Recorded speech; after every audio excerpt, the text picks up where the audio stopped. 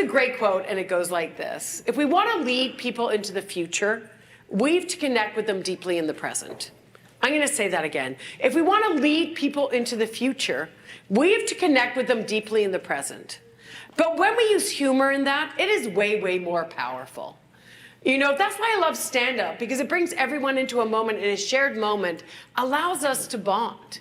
You know, if we look up the definition of connectivity, which is a theme of this conference, it is all computer related. Platforms, systems, applications. But to me, it means to join together, to establish a real link with someone or something.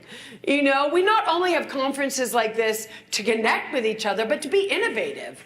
And as we all know, innovation is bringing new ideas to life, but it always starts with that firework moment, that burst of everyone's trying it this way. I feel like I'm going to try it this way. Where all great ideas are born, right? So innovation is bringing those new ideas that we created to life. So innovation is linked to productivity, efficiency, quality of service. But most importantly, what does it do? It helps build relationships, which leads to a deeper understanding of purpose.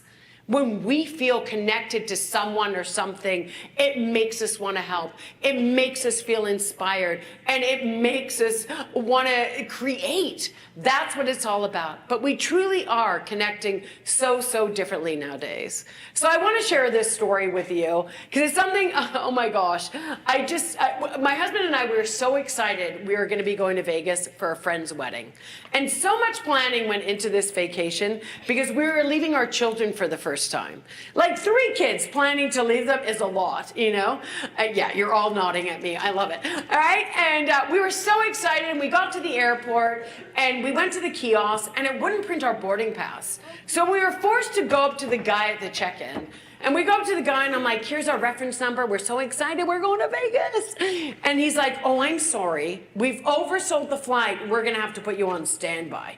What exactly? Now, I know that's happened to so many people here, but the thing I don't have is patience because I'm leaving my children, right? Like I say to the guy, you got to get me on this flight. First of all, I'm sick of listening to Mo Bamba and Baby Shark, right? They take all my money. They don't pretend to like me, and I'm sick of hiding my booze in my coffee mug, right? I'm like, you got to get me on this flight. And he's like, sorry, ma'am. He called me ma'am.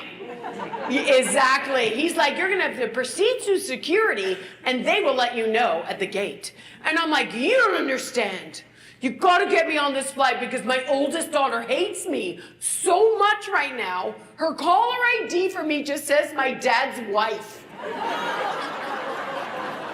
I'm like, you got to get me on this flight. He's like, proceed through security. They will let you know at the gate.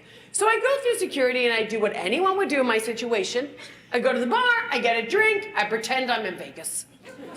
Now, my husband is the opposite of me. He doesn't drink, he doesn't smoke, he doesn't eat meat, he works out every day. He is so gonna die first. You know what I mean? Oh, yeah. It's always those health nuts. I'm running a marathon. I'm like, I'm eating pizza. Anyway, I love pizza. You guys like pizza? Yeah, do you like pineapple on pizza? Oh, very controversial. Did you know that pineapple on pizza was invented in Chatham, Ontario? I know. You know what else was invented in Chatham? Yeah, nothing. Right? Let's let them have this. So my husband is so calm compared to me, right? He's like, you know what? I'm going to phone the airline. I will get to the bottom of this. And I'm like, oh, yeah, well, you know what? I'm going to tweet about this. I'm like, at the airline that cannot be named, Air Canada. You've oversold my flight. I'm going to miss a wedding. Was looking forward to being away from the kids. Hashtag crappy airline. Meanwhile, my husband is just listening to bad music. Hasn't gone through to anyone.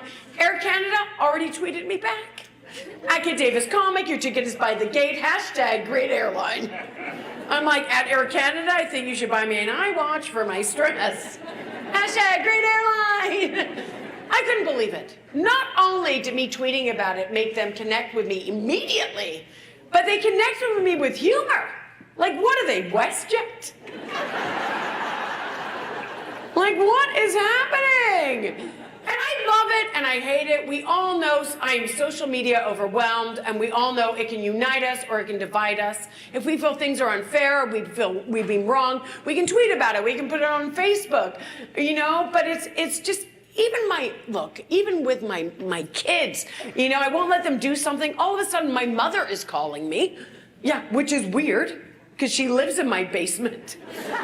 Right? And she's like, why wouldn't you let Jaden ride his bike? I'm like, how do you know that? She's like, it's on his Insta. I'm like, when did grandma start calling it Insta? Look, we want the newest, fastest, most stable connection possible. We want to know what each other's doing. Where are you? Send me an Insta message so we can feel connected. Do you guys realize that there are over 700 million tweets a day? And if that doesn't resonate with you, that would be the entire Harry Potter series being published every 7 seconds. That is how much we are connecting.